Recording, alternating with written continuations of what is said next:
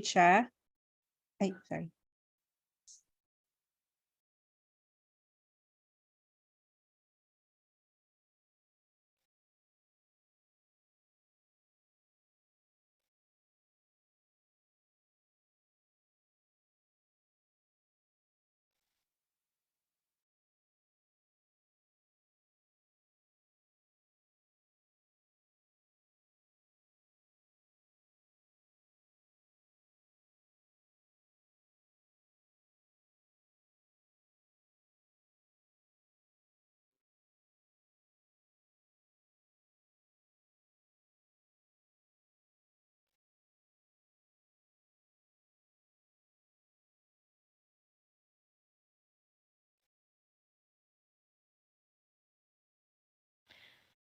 For signing up to attend and participate in this conference. Please stand by as we are about to start in a few moments. As we go through the program, may we request our participants to rename into your institution's initials and your name to facilitate recognition. Kindly mute your microphone audio and turn off your video while the webinar sessions and lectures are ongoing to save on data and to avoid disturbing the program flow. For your questions and comments during the sessions, kindly use the chat box and reaction buttons as applicable. As we are to start recording soon, you may use the chat box to write your short greetings to your fellow participants. This will also help us in checking for your attendance later. To help us prepare for this event, please join us in the opening prayer. Let us always remember that God is always with us, guiding us, protecting us, taking care of us. In the name of the Father, and of the Son, and of the Holy Spirit. Amen. Lord, we praise and thank you for all the blessings you have continuously showered upon us. Unworthy as we are, through your kindness, you have blessed us. For the gift of life, the gift of family, the gift of friendship, we praise and we thank you, Lord. Lord, we lift up to you our activity for today. We lift up to you everyone, Pascom, officers and members, guests, and especially the speakers, that we may be able to help one another in our quest to help our students, our community, our country. All these for your greater glory and honor. Our Father, who art in heaven, hallowed be thy name. Thy kingdom come, thy will be done on earth as it is in heaven. Give us today our daily bread, and forgive us our trespasses, as we forgive those who trespass against us.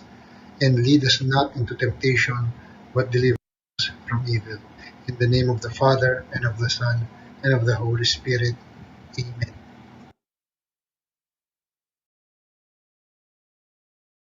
Pascom, or the Philippine Academic Society of Community Medicine, is now the Philippine Academic Society of Social and Community Medicine Incorporated. It is a SEC-registered, nonprofit academic medical organization in preventive, social, and community medicine education and an affiliate of the Association of Philippine Medical Colleges.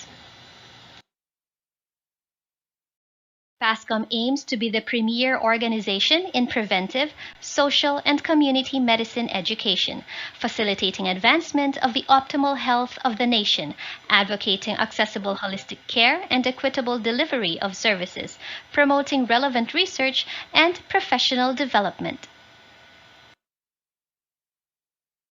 Pascom is committed to the pursuit of the advancement of the discipline and practice of preventive, social, and community medicine among faculty and learners. It aims to uphold social accountability and people empowerment, as well as foster nationalism and ensure moral, ethical, and spiritual values in enhancing academic growth and welfare of its members. To welcome us to the program is the President of the Philippine Academic Society of Social and Community Medicine, Dr. Cherry Bernardo Lazaro. Sa ating mga PASCOM members, kapwa educators sa social and community medicine, our medical school students, our community health workers, magandang araw po and welcome to another webinar by the Philippine Academic Society of Social and Community Medicine. Yung huli po natin pagkikita was last February 24, 2023. So eksakto EDSA Revolution, at ang pinag-usapan po natin noon ay ang health promotion, highlighting the DOH health promotion strategy framework. Hindi rin natin pinalagpas pag-usapan ang basis for that health promotion strategy framework, which is the Ottawa Charter, which highlights the 3 strategies and 5 action plans or action areas towards health promotion. Balikan din natin bahagya ang tinatawag na definition ng health promotion, which is the process of enabling people to increase control over and to improve their health. And look at this definition, we'll realize that though we usually talk about health promotion together with health education, or we use them interchangeably, we realize natin that there's more to health promotion than just health education, because when we talk about health promotion, it's really considering the prerequisites of health or the social determinants of health, which makes it a little more trickier to do and maybe to do and execute. And so, dun sa session na yun, nabanggit ang tinatawag na concept ng design thinking. So, touch ko lang siya ng konti. Ang sinasabi, ang design thinking ay isang structured but messy approach to finding and solving problems.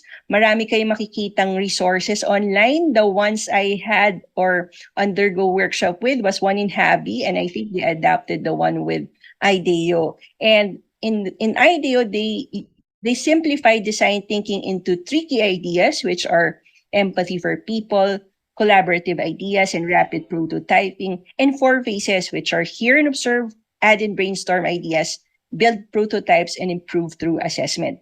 While this is another kind of workshop, mahaba po to usually, ang pinaka-favorite part ko po sa mga design thinking workshop is formulating the design challenge statement. Kumbaga sa research, ang usually unang step is formulation of the research question. Tulad ng research question, ang design challenge statement ay meron din siyang formula. And sometimes we call it the how might we question. So, ano yung formula niya? You start usually with how might we, then you add the activity that you want to fix or improve, add the improvement that you want to make, and the people or group of persons that could be affected by that you want to focus on, or who's doing that particular activity. So may examples po sa ating screen ngayon, but maybe let me run you through some examples of how might we questions that you may want to formulate. So for example, how might we make commuting cheaper for students? How might we make preparing healthy or nutritious meals easier for mothers? How might we make saving money easier for jeepney drivers? How might we make studying online easier for those with poor internet connection? And how might we make studying more meaningful for medical students? In the communities or in public health, we can maybe phrase design challenge statements such as, how might we convince mothers to send their children for immunization? How might we make exercising a habit for call center agents? How might we make grade school children eat vegetables regularly? So these are the examples of design challenge statement. Kayo po, ano po ang naiisip nyo na design challenge statement? And bakit pa natin kailangan gawin to? Kasi once you have that question, once you formulate that question, ay madali na kayo mag-guide sa next steps ng design thinking. So it becomes your North Star. So it not just guides you to the next step, it provides directions to your plan, and it allows you to synthesize your observations. So once you have crafted your design challenge statement, it allows you to go through the steps na of your design thinking na mention natin kanina. Hear and observe, add and brainstorm ideas, build prototypes, and improve through assessment. Again, tanong ko, kayo, ano kaya ang design challenge statement nyo? How might we, ... Sundan lang natin. At siguro, bilang panimula at bilang pabati sa mga kasama natin sa webinar, ay lagay nyo lang sa chat box anyong naisip na design challenge statement. Sige, sulat lang po tayo habang tatapusin ko ang aking mensahe. So, siguro matatanong nyo, bakit ba pinag-uusapan mo ang design thinking sa panimula ng webinar na to? Because design thinking is one of the approaches to problem solving that is human-centered and collaborative.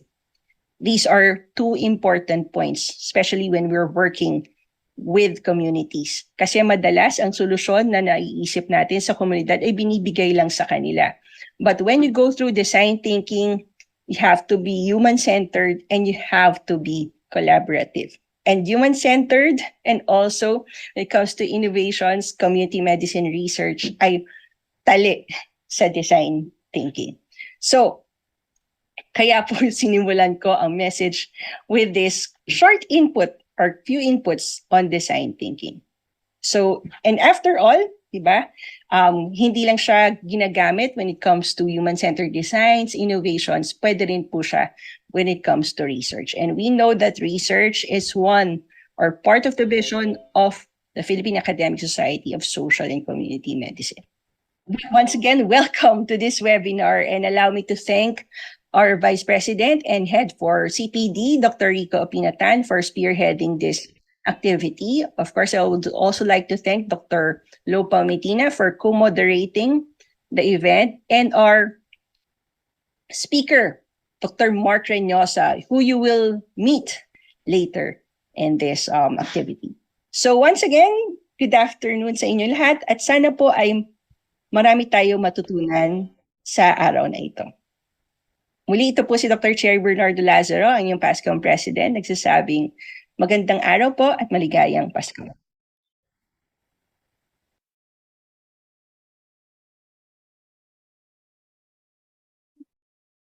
Ayan. So, good afternoon po, everyone. Hi, Lopao. Thank you for signing up to magandang attend and hapon. participate in this conference. Please stand by as Hindi po. Malapit na, Sir Ans, ang Pasko. Hanggang mag-celebrate ang Pasko. Sandali Sige. lang, Doc Rich, ha? Mahirap mag-moderate at mag-tech back-end. Pero sige lang, kaya natin yan.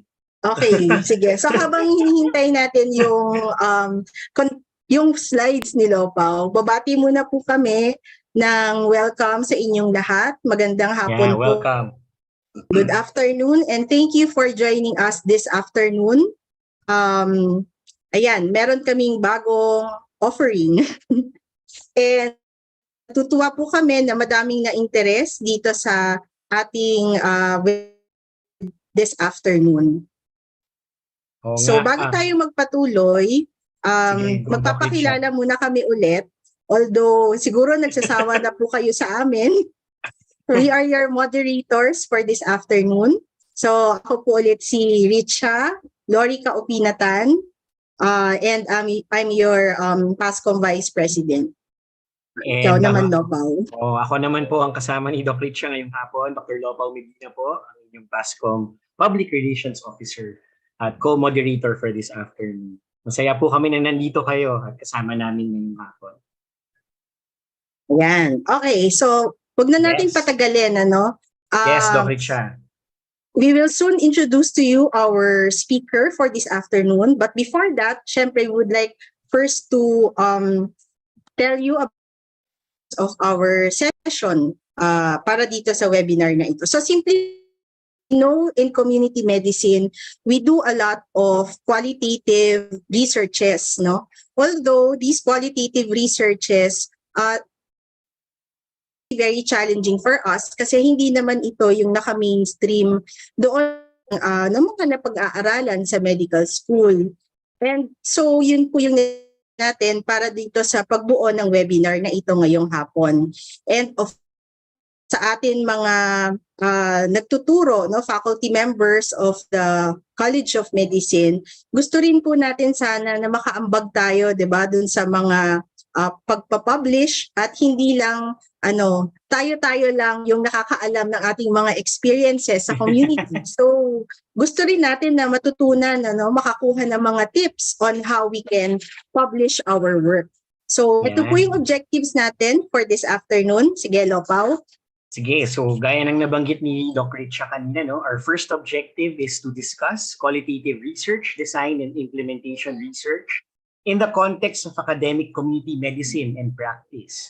And ayun nga, yung pangalawang objective natin, no, maibahagi din sana yung experiences about publishing community-based researches Kasi, Doc Richa, yung nabanggit mo, no, parang ang community medicine, medyo may pagka-counter culture tayo in terms of the greater medical field na nakasanayan natin, di ba? And I think the Philippine Academic Society of Social and Community Medicine, ang gusto talaga nung organisasyon, ipakita na sa community medicine, dun sa konteksto ng ating disiplina, kaya at dapat din talaga tayong nagsasagawa ng mga ganito, no? Hindi lamang para mag-aral, pero ultimately to really help the communities that we partner with and we work with. So ayan, Doc Richa. Go ahead. Okay. So ayaw na po natin ating webinar. So we will now proceed with the introduction of our speaker for this afternoon. Actually, we are very happy to have our speaker who is very experienced and marami-rami na rin po ang kanyang mga naiambag no, pagdating dito sa pag-uusap hapon. So, kwentuhan ko lang kayo ng konti about Dr. Mark Donza. So, Mark is a nurse by training with and PhD in nursing science with over a decade of public health experience. A holder of an MSc in international and a current PhD candidate at the Heidelberg Institute of Global Health, University of Heidelberg, Germany, under a full scholarship from CAAD. Hindi ko nasasabihin yung CAAD. Hirap siya i-pronounce. Concurrently, they act as supervising science research for the Research Institute for Tropical Medicine, Department of Health here in the Philippines. Their research interests lie at the intersection of health policy and promotion, systems thinking, communication, and knowledge with a particular focus on the development of global health interventions using human-centered design and implementation research, infectious and neglected tropical diseases. Their current dissertation work explores the role that families, communities, and frontline healthcare workers can play in shifting and transforming vaccine confidence in the country. Mark is an Emerging Voices for Global Health 2022 Fellow of Health Systems Global. So, swak na swak po ang ang kanyang credentials para sa ating pag-uusapan ngayong hapon. Exciting, Doc Richa. Yes. So please help me welcome our speaker for this afternoon, Dr. Mark Donald Reynosa. A round of applause, please. Thank you very much, Dr. Richa and Dr. Lopao for the warm invitations. I'll just quickly share my screen. Yeah. Okay. So yeah, again, thank you very much. This always been a pleasure to, to be part and to share my knowledge and skills to the rest of the society members, and of course, Doc Cherry and Doc Richa for an invitation to embark on a discussion that really transcends, the boundaries of designing interventions, elevating community interventions, which are really deeply rooted in empathy, collaboration, and the power of collective wisdom. So for this afternoon, my talk will be focusing into, it's entitled Accelerating Human-Centered Design and Community Participatory Approaches, Experiences and Insights from the Philippines. And Doc Cherry, outlined the approaches of the design thinking and how we start our research, community-based research into the challenge at hand. So I think I would start my talk on sort of imagination, like posing an imagination question, like imagine a world where every innovation, every solution, every product or program, and every experience is crafted with one essential element in mind, the human element. A world where voices of the community people, the end users, the consumers, and the community are not only heard, but also celebrated and cherished. This is the world of human-centered design and participatory approaches, an ever-evolving landscape where the essence of intervention design really resides. I just want to firstly talk about the outline of my presentation. For this talk, I will first unpack the challenge in the development and successful implementation of health innovations and interventions in community. Second, we will embark on the potential solution to bridge that specific challenge that lies at the intersection of human needs and design thinking, which is the human-centered design. And then following that, we will move to real-life application, which I'll be focusing on the case of vaccine hesitancy in the Philippines, a poignant or a poignant example of a complex challenge that really demands and wants an empathetic approach. All throughout this real-life application, I'll be presenting a majority of our works, of my team's works, particularly focusing on qualitative research. Later on, you will appreciate how the human-centered design is really built into the qualitative research approaches. And then lastly, together we will discuss accelerating initiatives to really foster cross-collaboration, cross-sectoral collaboration, and embed human-centered design within the fabric of our community approaches in the future. So let me start with the challenge at hand.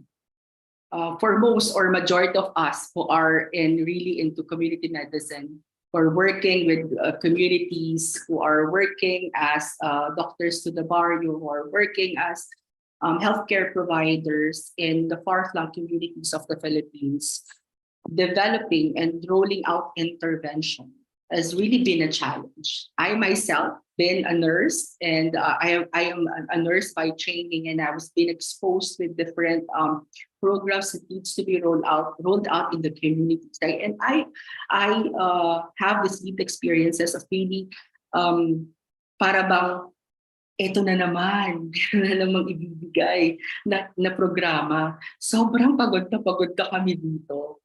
Sobrang paano natin pagkakasyahin yung lahat ng programs sa grassroots level to ensure na lahat ng programa ay nami-meet natin. So community health providers we as community health providers are often, bombarded with several, this is like a reality talk, several vertical health programs, which in theory really sounded so feasible, sustainable, because this was developed within the Ivy Towers of the World Health Organization, of other UN agencies. So, but in reality, often these are fragmented.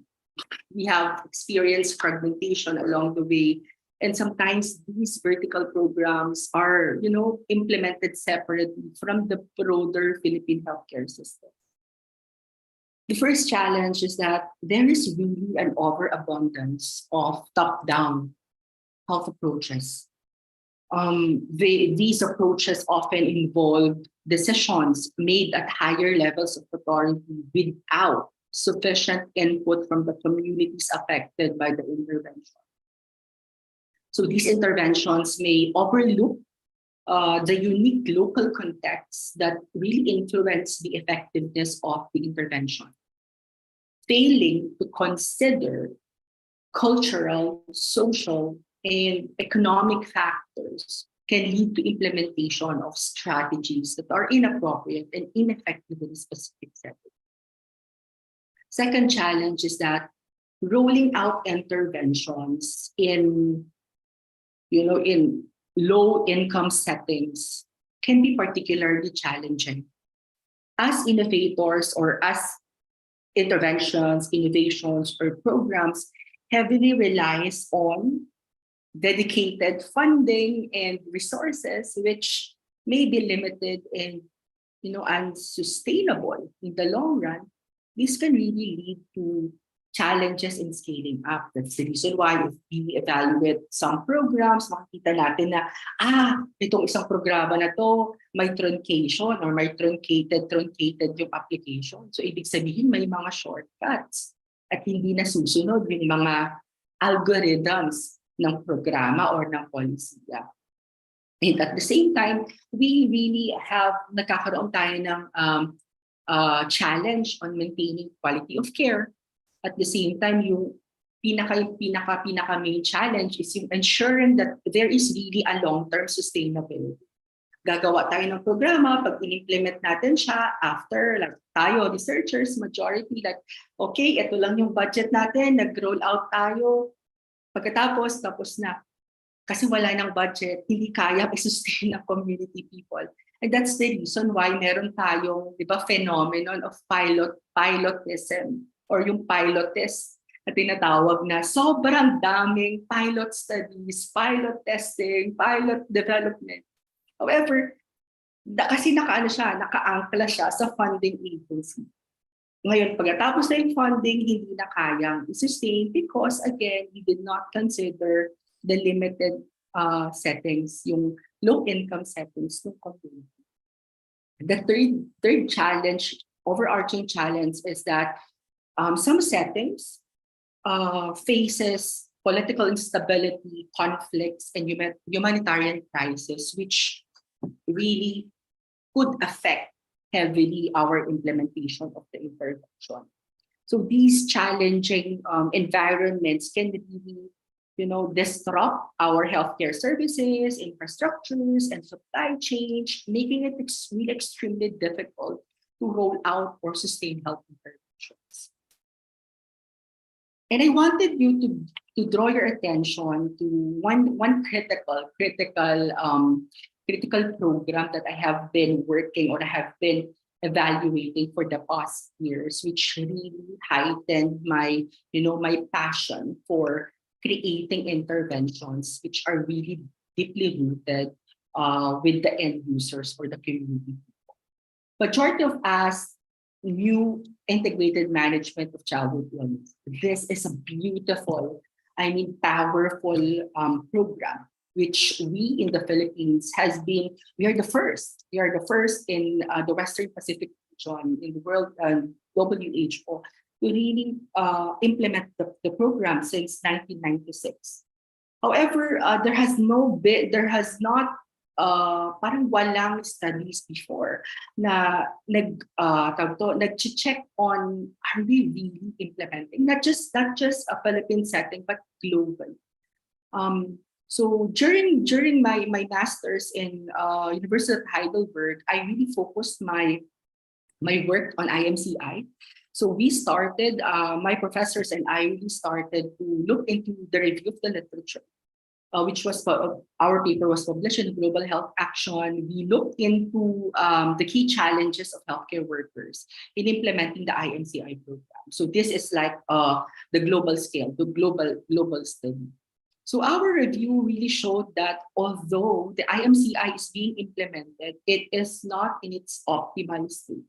So there are some countries who stopped or who did truncation or may mga shortcuts sila na ginagawa sa IMCI algorithm. Remember that by theory, by program theory, yung IMCI na ito would really help our rural health settings, particularly those for far-flung communities who seldom do not have an access for a medical doctor. So midwives, nurses are trained with the usage of IMCI algorithm to prescribe, and to treat or manage the childhood illnesses such as ating dehydration, malnutrition, ating mga acute respiratory infections. Our review also shows that there is really a dearth of information on how frontline healthcare workers perceive IMCI and how, in their view, the program could be defined and revised. So that's the challenge of a vertical program, or that's a challenge of a top-down approach. Although this was developed with the community, however, it was rolled out globally. However, there are challenges, particularly yun nga yung sinabi ko, pag low income settings, kaya ba natin? However, there's no formal review of the implementation, nor a report on the state of the IMC. So aside from the scoping review, the Department of Health, really asked our team at RITM to evaluate the 20-year rollout of IMCI in the Philippines. And as part of that huge project, we have published a paper outlining the challenges of the healthcare workers who are implementing the IMCI. As the title goes of our published paper on BMC Health Services Research, these papers are all open access. You can download it in the web. The staff are not motivated anymore. So there's a huge unsatisfaction and demotivation of healthcare workers related to the poor supportive structure and overwhelming IMCI process.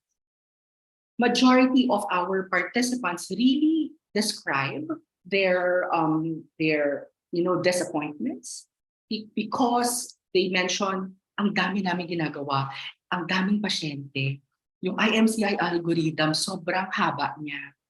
Okay, paano namin kung i-implement namin ito, it will take 20 to 30 minutes of our time. At yung haba ng pila ay 150 patients yung nakapila. How do we as healthcare workers implement this rigid algorithms of IMCI? There's also low community awareness, which leads to dissatisfaction and mistrust. Okay, if you'll remember the IMCI algorithm, there are some algorithms na meron kang color-coded. So pag green, ano lang siya, home management. So as part of the home management, there are some recommendations wherein, increase water intake. Okay, so ang pinaka-focus ng IMCI is more on midwives and nurses. If the nurses, according to the participants, kapag po kasi kami ang nagsabi sa pasyente na, ano naman siya, okay naman yung anak nyo, pero increase lang po natin yung water intake. Okay. Pag kami ang nagsabi noon from the lens of the midwives and the nurses, the community people were like, no, gusto namin makakita ng doktor. Kasi yung sinasabi mo sa akin is, hindi siya kapani-paniwala. So there's this level of dissatisfaction and mistrust. Kasi ang kailangan namin is gamot. Ngayon, ang sasabihin mo sa akin, increase lang namin yung tubig. So all of these narrations, all of these lived experiences from the lens of the healthcare workers really demonstrates for more operational and implementation research to really understand what works and does not work in the grassroots level. And that is the reason why I was so in love with mixing the methods, not just really highly quantitative in nature, but really focus on trying to humanize those statistics, trying to unpack the lived experiences of these healthcare workers or community people to really refine the rollout of our implementation. So what's the potential solution? So the potential solution is really human-centered design.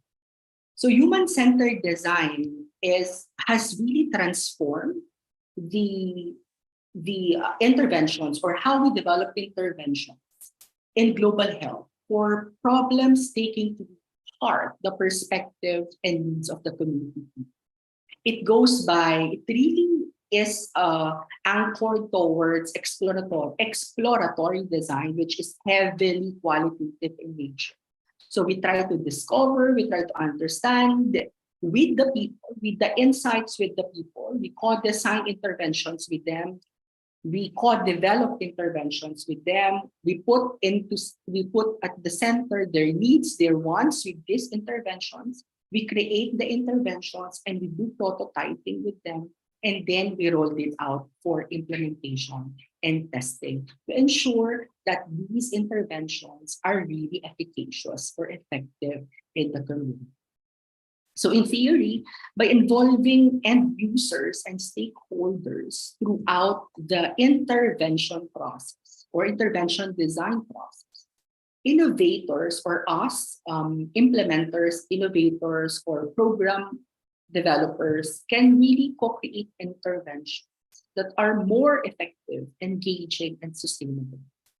So the importance of human-centered design really lies in its ability to create user-centric solutions that are intuitive in nature, usable and meaningful, not just for us researchers or community health providers, but also meaningful from the end of from our end users or the community. So, ang idea po is that by considering yung kanilang needs, kanilang preferences, kanilang experiences, this approach leads to improve user satisfaction. Kasi parang ang idea is that, nag-develop tayong dalawa ang gumawa nitong intervention na to. So there is satisfaction. So para siyang community organizing participatory approach, para siyang co-PAR, di ba? So parang ano yung kailangan nyo? Meron tayong mga champions or mga those who are really champions in the communities, and we try to get them. And we try to, ask them, ano yung kailangan nyo? Ano yung preferences nyo? So there's user satisfaction, there's increase in adoption, and there's a success, okay? There's a higher chances of success while fostering, the culture of innovation within the community and addressing the ethical consideration alone. So, paano namin in-implement ito with my team here at RITM and also our team at the University of IT? So our potential solution is the Project Salud. So this is the case on the vaccine hesitancy. Okay, so as you may know, of course, we were tawag dito tayo ang unang nakaramdam. That's the reason why yung heart ko really goes when the community people and community healthcare providers and trying to really, mitigate majority of the problems and concerns kasi tayo yung unang nakaramdam. After the Dengvaxia controversy, as it ballooned into a political discourse and so on, tayo sa komunidad ang talagang unang nakaramdam ng takot ng mga magulang, ng galit ng mga magulang, mistrust ng mga magulang, and tayo yung unang nakaramdam ng these people are, all this conspiracy. And why salubong? So salubong is really Filipino term that means to welcome someone into one's life. So ang salubong para siyang religious thing, di ba? Salubong, Jesus Christ, however. In our project, what we wanted to portray is the salubong or the welcoming. For example, we are madami tayong mga relatives going abroad. And usually when they come back to the country, di ba, isang buong jeep tayo, pupunta sa airport to really welcome our loved ones, and then it's festivity. And we wanted to portray that kind of sentiments, that although there is unwelcoming from the families, we wanted to let them realize that we are still welcoming them, to get the vaccines in our health center. So these are intertwined with notions of acceptance, compassion, and understanding. So ang idea dito is that, sige, pinapakinggan namin, I hear you, I fear you, I see you. Okay, we acknowledge the hesitancy. Alam namin, galit kayo sa gobyerno, alam namin, may mga agam-agam kayo sa mga bakuna, alam namin na may mistrust na kayo sa health providers, and we wanted to listen to those sentiments. Okay. However, after natin pakinggan yung mga sentiments ninyo, we acknowledge your feelings and so on, we wanted to turn the table. Okay, we wanted to turn the table. Okay, sige. Pinakinggan na namin kayo, alam namin, we empathize with you, and now, let's develop an intervention together. So the idea is that from the local narratives, designing and refining with the people, with the community people, people, not just the community people, but the surrounding contextual forces within the community, local officials, healthcare providers, religious organizations, etc. They are also helping us to develop this intervention, and then we test the intervention. And with the assumption or the belief or the hypothesis that we will build a meaningful campaign to revive faith in vaccines. Okay, so our human-centered design, we really put the community at the center.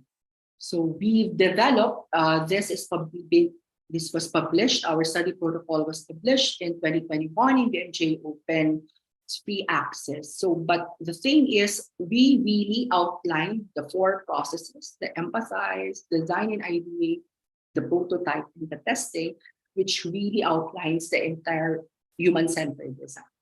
However, we've also included a preface prior to the entire human-centered design. Because primarily, our context is unique. Why? Because, of course, with the proliferation of misinformation, the heightened controversy with regards to the vaccines, the increase of vaccine fear among the family members, communities. So we wanted to start with the context. So prior to that, I just want to also just to acknowledge that since 2019, we rolled out this project until this early months of the year, because we've already ended up our project and we are now on publishing the main results of our project. So during the COVID-19 pandemic, we've developed procedures via online data collection. And I think this is also important. The reason why I put this, because we are all researchers here, and sometimes as qualitative researchers, nahihirapan tayo kasi ang gold standard natin, di ba, mga ating professors, sinuturo natin that the gold standard or yung pinaka-theoretical foundation ng ating qualitative research is really on the in-person, face-to-face data collection. Kailangan nararamdaman natin, nafe-feel natin yung konteksto, nakikita natin yung mga body language, which has been a very challenge sa ating lahat during the pandemic. So what we did, our team developed different online procedures which we tested and which was efficacious and effective in ensuring that that we gathered quality data in terms of our qualitative data collection. So we published a methodological approaches on how to do selfie consents, informed consent forms, and how to collect qualitative approaches. And we've also published papers on online focus group discussion. Okay.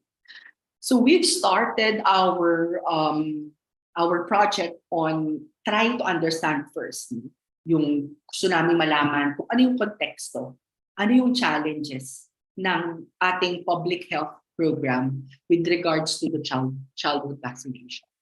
So we focus our energy on understanding the challenges from the lens of our policymakers. So this is really a qualitative research. No? So dito, this was published. The title is Misinformation in Fighting Backlash in an Endless Recovery. So the policymakers recounted challenges and mitigating measures after a vaccine scare in the Philippines. So dun sa study namin, it presented our results as an emerging model that draws upon the chronology of the vaccine scare in its fallout. So policymakers, regardless of their position, gender, or years of professional experience, consistently describe the so-called immutable process that they have experienced in the face of acute-related discourses. So meron tayong the scare, kung makikita nyo sa model na ginawa namin via the qualitative by the grounded theory, approach, which is an approach in qualitative research. So we placed our results, we aligned our results based on the timelines that happened along during our context here in the Philippines. So the scare really talks about the case of Tagbaksha. You will see here that there's this political controversy from the from the average level of vaccine coverage in the Philippines. You will see that there is like a downward. Okay, so because of the dengue vaccine, there's distorted narratives and they discredit science. We saw that. Okay, we saw that in our social media that there's really a bombardment. Our scientists were shamed, researchers were shamed, and all our health professionals were really bombarded and discredited in social media. And that, because of that scare, we've experienced the fallout unfurling, the phenomenon of domino and spillover. So there's this decline in general vaccine, and you will see that because of there's decline, there's measles outbreak, and then there's polio.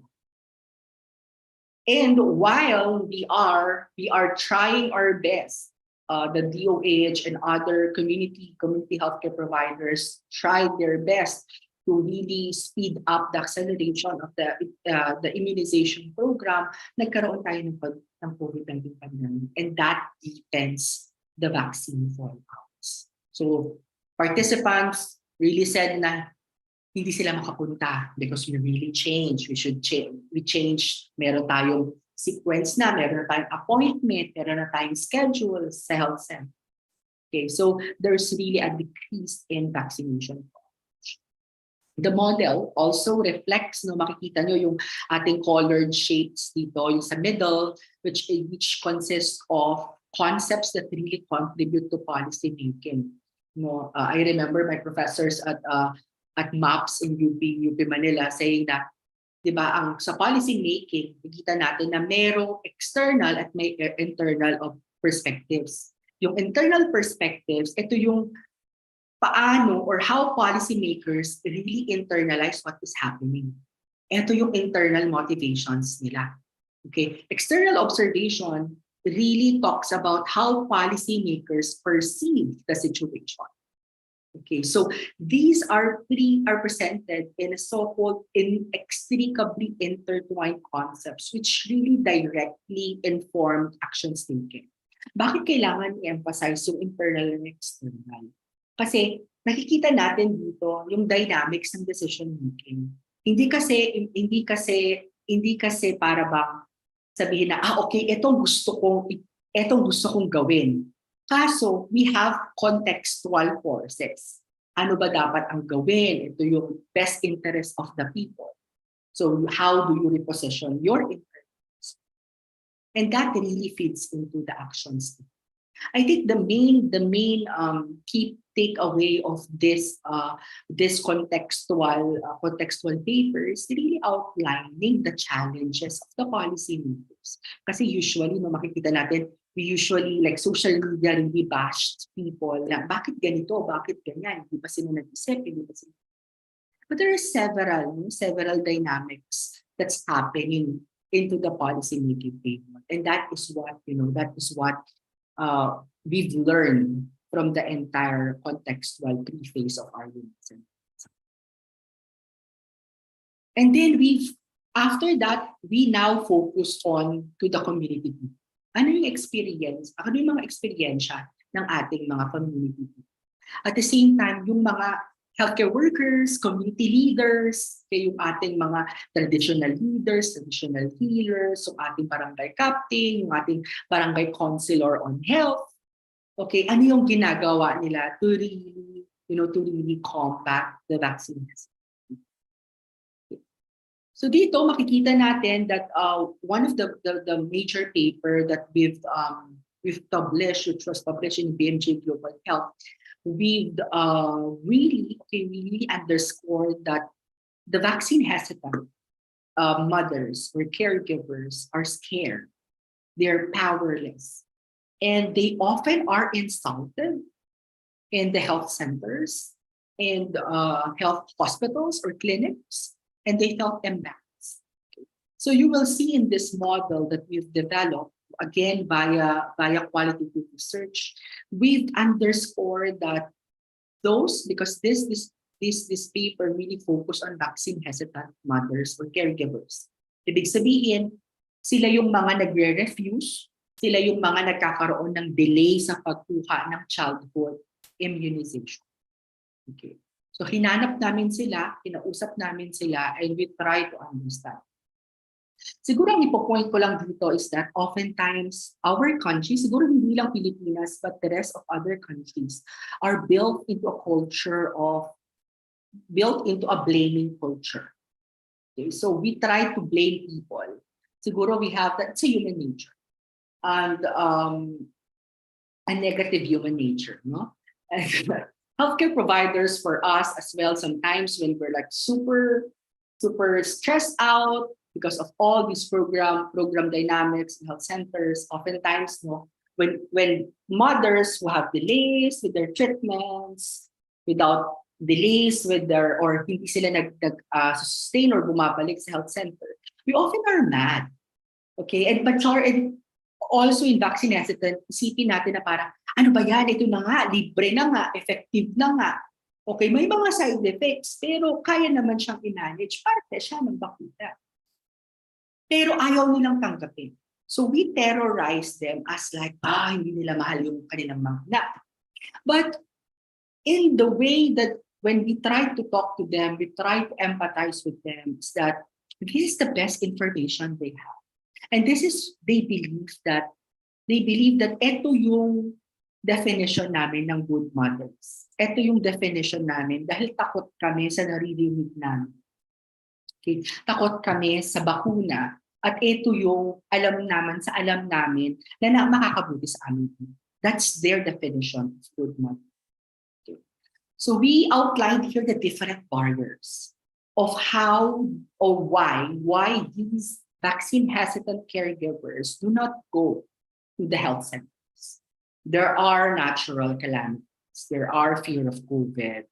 Okay, health system barriers, they lack trust to healthcare workers. So, punta daw sila, pinapagalitan sila kasi delayed na sila. Bakit ngayon mo lang, nanay? Bakit ngayon mo lang? Dinala yung anak mo. Tagal-tagal na nito, nakatatlong buwan na. They felt embarrassed. They are scared. Punta sila, nawala kasi namin yung vaccination card. Nawala namin, natatakot kami na pumunta. We are scared. Appointment scheduling and waiting time challenges. This is a health system barrier. Okay, that sometimes kahit early sila pumunta, sobrang tagal, sir, paano yan? 4 po yung anak ko. Punta po kami dyan isang buong tanghali. Paano po, sino magbabantay din sa iba kong those challenges? Multi-dose vaccine bias also has been one of the challenge. Okay, so ang sabi nila is that, kasi dun sir, pinabalik kami kasi yung pag-open ng bakuna. Okay, so babalik na lang daw po kami hanggat sa hindi na sila. And then of course, the school-based approaches, which has been one of the emerging is that during the Dengbaksha, this was school-based approach at ayaw na nila, sabi nila, ayaw namin sa eskwelahan kasi hindi namin sila kilala. Yung mga nagbigay ng bakuna sa school, hindi namin sila kilala. Ang pinagkakatiwalaan namin, si midwife. Ang pinagkakatiwalaan namin, si BHW. Ang pinagkakatiwalaan namin, si nurse na nandoon sa health worker. Kasi parte sila ng community. Okay. And then we also realized that there are household health and opinion leaders who are really parang opposed to vaccination. Okay, and then this leads to the entire individual. Okay. Looking into that as well, with following this dynamics, following the understanding of misinformation, the political context, the challenges faced by the policymakers, and then we move to the community members, to the vaccine hesitant themselves. And then we now move towards, the IDIs and FGDs with specific people, those who have strong opposition with the vaccines. And of course, our barangay health.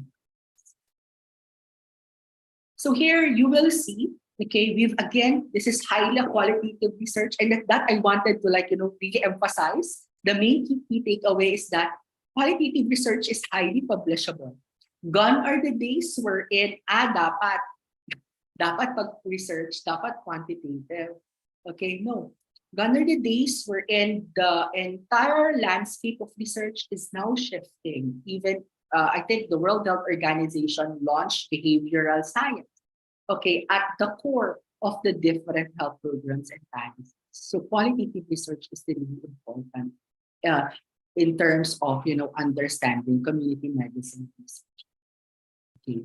So here also we've looked into, kung mapapansin nyo with the barriers model na dinevelop namin, is that we've looked into ang major captivating solution, captivating result doon is yung ating mga tatay, yung ating mga powerful agents or actors within the household. Really, if kapag nag-oppose sila ng bakuna, si nanay, kahit gusto niya ng bakuna, hindi siya papayag because gulo siya. Okay. And that we wanted to really explore via a case study approach. We've looked into the household decision making about the vaccines. And then we've developed a model, a framework that understands the gendered authority and the intra-household bargaining of the childhood vaccination. So makikita natin that the Filipino household structure is majority an extended family. So minsan si nanay, minsan yung asawa, kapag ang nanay, nagpakasawa si nanay, nag-asawa sila, usually mag-stay yan sa husband side niya. Okay. Ngayon, kung ang nanay at yung husband niya ay low-income family, therefore, the decision-making lies with the lolo and the lola. And the lolo and the lola, Filipino culture, very passionate sa apo. If the lolo and the lola do not want to get vaccination, kahit gusto ni nanay, hindi yan. Why? Because the lolo and the lola felt na, nung bata kami, wala kaming bakuna. Hindi yan essential. Okay. So, tignan nyo. Pag merong yung mga nabakunahan, sila pa yung nagkakasakit. And we wanted to understand those dynamics. Okay. We've also realized that father is the one making the decision. Okay. Decision on bakuna, babakunahan ba siya? Hindi. Okay.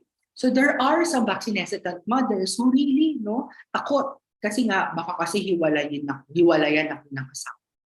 Okay. And it's a culture in the Philippines that oftentimes we are still in a patriarchal society. So the challenge there is how to make sure that these mothers have the agency, okay, because they have limited agency on decision making. Okay. So this paper, for more details, this paper is published in the PNJ. And then we've also looked into the notions of responsibility. Pinagtatama natin dito kung ano yung responsibilidad ni nanay tsaka ng healthcare workers. Kasi sometimes, yung notions ng responsibility also changes. Ang notion ng responsibility on the part of the caregiver is really, I wanted to be a good mother. Okay. Sa tingin ko, good ako na mother kasi ayoko magkasakit ng anak ko. Pag tinurukan, takot ako sa side effects. On the other hand, as healthcare providers, ang responsibility natin is maging good healthcare provider. Paano tayo magiging good healthcare provider? By ensuring that these mothers are getting our treatments. These mothers are following the schedules. Because kapag hindi natin nasusunod yung mga reporting guidelines, yung number, di ba, ganun tayo sa, parang ilan yung proportions na nabigyan ng ganito, nabigyan ng ganyan. So kapag mababa yung proportion, mataas yung morbidity natin, mataas yung mortality natin, pagagalitan tayo, kakaroon tayo ng red. So these these responsibility or notions of responsibility really affects as well how we implement our work. So this is a master's thesis of one of our students in Heidelberg that really explores the notions of responsibilities, and this is a forthcoming paper as well. So we are publishing. We are on the ongoing review of this paper. Okay. So after all this, after all the understanding, deeper understanding, policymakers, ano yung challenges nila, okay, ano yung takot ng ating mga vaccine hesitant caregivers, ano yung mga agam-agam ng lolo, lola, ng tatay, paano nagagawa yung decision making sa bakuna, and then paano yung from the point of view ng healthcare work. So all of this are used, okay, in the prototyping. So every now and then we prototype. Okay, we ask them, ano kaya ang possible? Every interview, tinatanong namin sila, sige, sinabi mo takot ka, sinabi mo you feel embarrassed. How do we, okay, develop an intervention? Tulungan niyo kami. Ano sa tingin mo ang magandang intervention para mahikayat na bumalik yung mga nanay sa health? So along the way, what we did is a story-based intervention. During our iteration, sinasabi ng mga nanay, gusto namin, pag pumupunta kami ng health center, meron kaming napabasa, napapanood, para nababawasan yung boredom namin sa pagkitay sa appointment, sa schedule namin. Gusto din namin yung makakaramdam kami, yung bang, parang ganyan yung istorya ng buhay. Parang maalaala mo kayo. You're very sentimental. And that is what we've underscored sa aming intervention na develop. Kailangan kwento ng buhay. Kailangan nakaka-relate sila. So following each interviews, we develop a preliminary storyboard. So ang ginamit po namin technique dito is yung storyboard technique. So we've partnered with the local animators, okay, to understand. Okay, we started with the stencils, okay, so pen and paper until such time that we move towards animation. And then we co-create intervention development alone. So pinapakita namin sa kanila, sabihin ng nanay, ay ayaw namin yan. Bakit ganyan? Lagyan mo ng abaya para lang inclusive tayo. Ayoko ng kulay na yan, ganito dapat siya. So all along the way, okay, we've iterated our health intervention. Okay. At the same time, we've created new meanings. Okay, as a meaning-making approach. Okay? So kailangan kasi, as part of the human-centered design, we do not only put in another intervention, but we try to help them develop a new meaning for it. Okay, for example, itong pinakamaganda sa qualitative research or sa human-centered design. Pag tinaas ko to, at tatanungin ko sa mga quantitative research, what is this? They will say, yeah, obviously that's cell phone. But for qualitative research, this could mean what? This could mean power. This could mean status, symbol. This could mean communication. This could mean relationship. So we wanted to develop a new meaning for vaccines. The existing meaning is that vaccines are safe and effective way of protecting your children against harmful diseases. And we wanted to change that. Why? Because with our data, nakikita natin na hindi siya safe. Ayaw nilang sabihin na safe siya. Kasi nga, with their lived experiences, there is a generational trauma. Okay, sabi kasi ng nanay ko, napapasa. Sabi ng nanay ko, nagkasakit yung ganito, nagkaganyan. So we wanted to make, a new meaning out of these vaccines. So our solution was to develop an education entertainment video that features real-life stories about unwelcoming and re-welcoming vaccines. So umpisa makikita natin dun sa video, makikita na, bakit sila? Ayaw nila ng bakuna. And then, ano yung nangyari that shifted them to go back and get the vaccines? So we were able to find people, cases of mothers who in the beginning do not want to get vaccines, and then we shape it, and then at the later part, gusto na nilang bakuna. And we wanted to capture that into ours. And we've developed a new meaning which is really and which really focused the empathy, the Filipino culture of empathy and compassion. And good parenting, or like good mothers, that mothers love their sons and children, their daughters. So vaccines as a means for parents to demonstrate their love and affection for their children, and parents feel good when they think about vaccines. So we've created a new meaning and we've integrated that into our education and entertainment video. So as after that, after we established, and then we went back again to the original participants, and then we made a little refinement to the video, we rolled it out via a randomized controlled trial. So we've rolled out via a large-scale randomized controlled trial. Our participants are 719. We have intervention and we have controlled barangays. We have rural and urban in each intervention groups, and we have urban and rural barangays in a control group and we sought a large-scale feedback, which we rolled out in Cavite province. So you will see in the figure, you will see in the figure that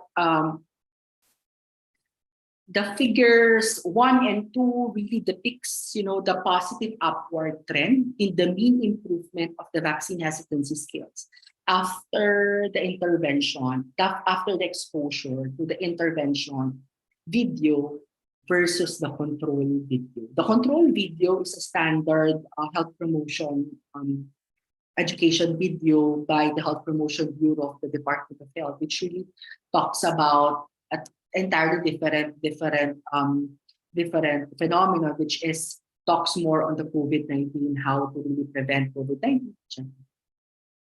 So here you will see that our findings really show yung ating blue, makita natin that 62% of the interventions, this I analyzed via Fisher's exact test and other analytical tests, and the mean, you will see the mean attitude score improvements on a 5-point scale using the vaccine hesitancy scale by the World Health Organization.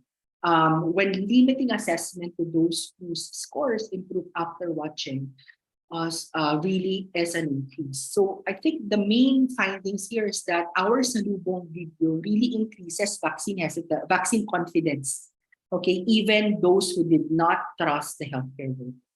We did sub-analysis, and then we tried to check on sino sa mga participants namin yung hindi nagtatrust sa healthcare workers. And we saw that even if that binigay namin, hindi ko tinatrust ang aking healthcare workers, and then pre and post score shows that kahit hindi ako nagtatrust sa healthcare workers, this gives a positive trend. And also, the Salubong video boosts positive feelings about vaccine. So our result is a forthcoming paper, and I will happily be sharing the results after we have the final update. So this is the entire human-centered design. So it's a shared appraising life stories and uncovering, breaching and optimizing, navigating the projects. Okay. So there are also real life applications. Okay, so our project Salubong is really more on story-based application.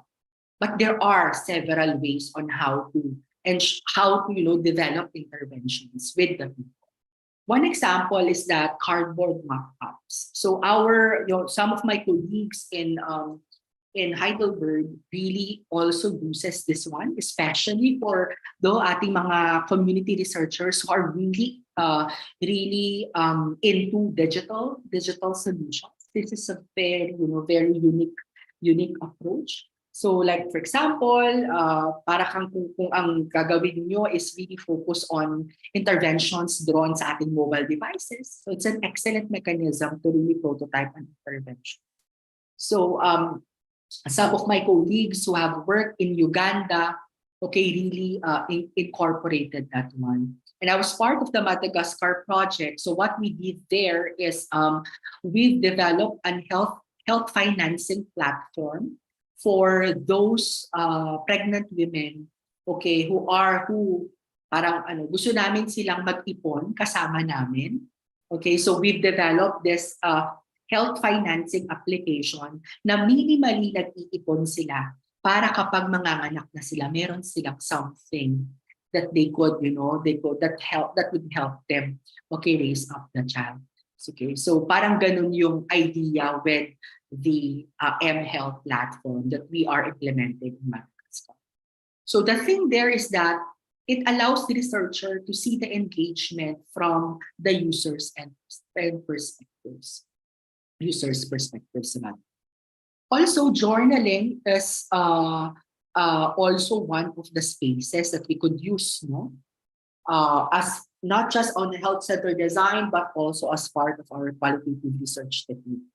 Some of my colleagues also uses journaling as part of their menstrual health management in Burkina Faso, because like children or adolescents, okay, young adolescents are often, shy to discuss menstrual health hygiene with their parents or with the community health workers. Sometimes, it's easier to process thoughts, okay, because of the privacy and confidentiality. The journaling is a really, really an underused but really essential and a critical approach in qualitative research. Also, body storming, again, for those who are really into digital health. Okay, so we've used that. Some of my colleagues are using that in South Africa and Burkina Faso. So they've incorporated the body storming, or like the role play plus simulation. So they wanted to develop a nutrition-based intervention, a nutrition education via a digital space. So via WhatsApp, okay, and these mga digital devices. So this really empathizes with the user's experience. So ito ba ay applicable? Ito ba ay hindi? So tanggalin natin yan kasi hindi maintindihan ng mga community people. Okay, hindi natin maintindihan. Hindi maintindihan ng mga barangay health workers. Okay, because the challenge for us is that when we rolled out interventions, our barangay health workers, and our barangay health workers are really senior citizen, most likely.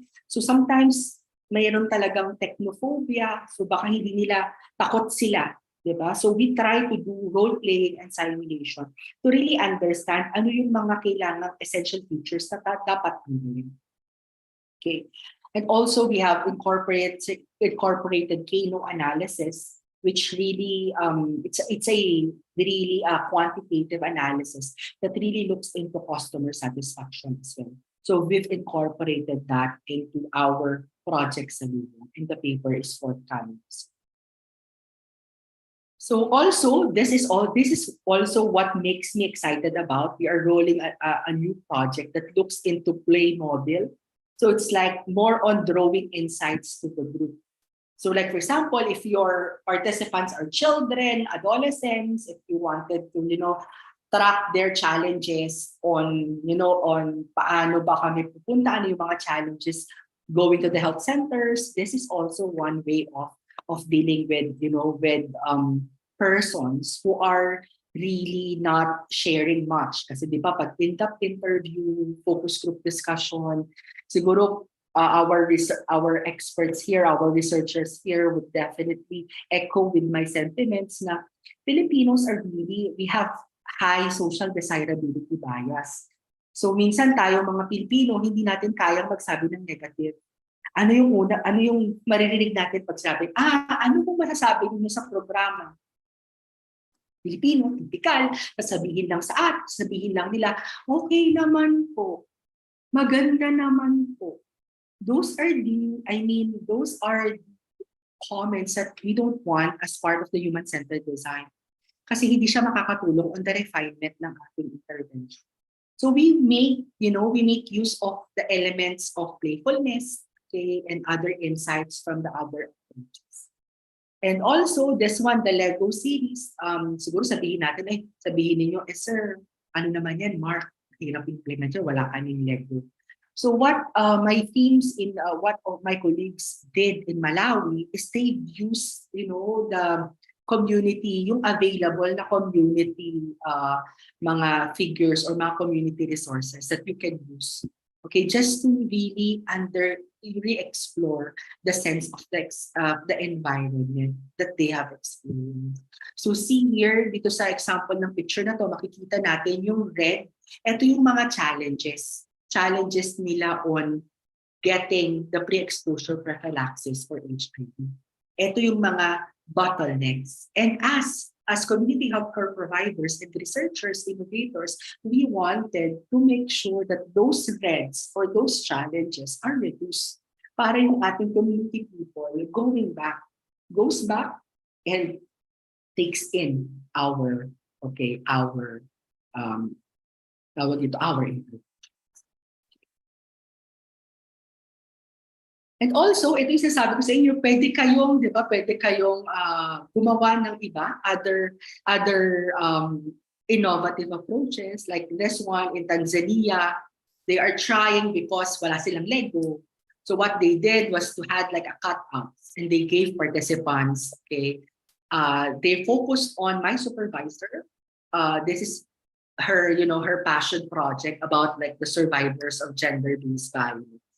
So they wanted to really ensure that the survivors, okay, gets the proper treatment, gets the proper advice, gets the proper support, okay, and they wanted to do that the scenario based. Okay.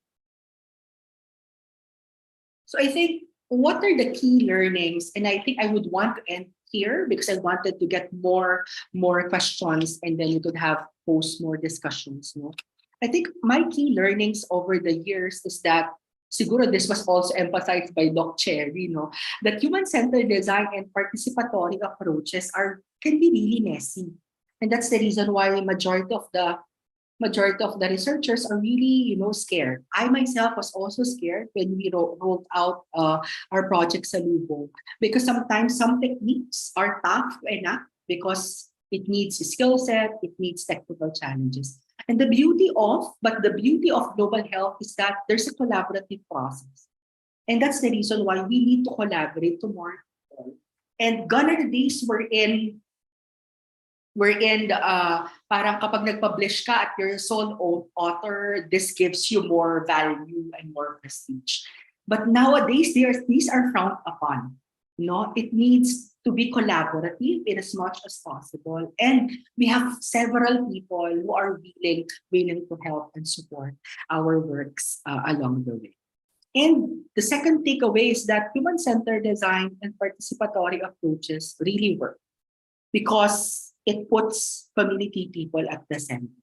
And at the same time, would want to emphasize that qualitative research are highly publishable and highly important and essential, particularly in this contemporary times. And also, last is that voices of the community people and local stakeholders, particularly barangay health workers, matter. We really need to ensure that the backbones of and the frontliners of our rural health system, of our community health centers should be part of the solutions as well. And the need to really build culturally tailored interventions are more necessary, albeit more challenging.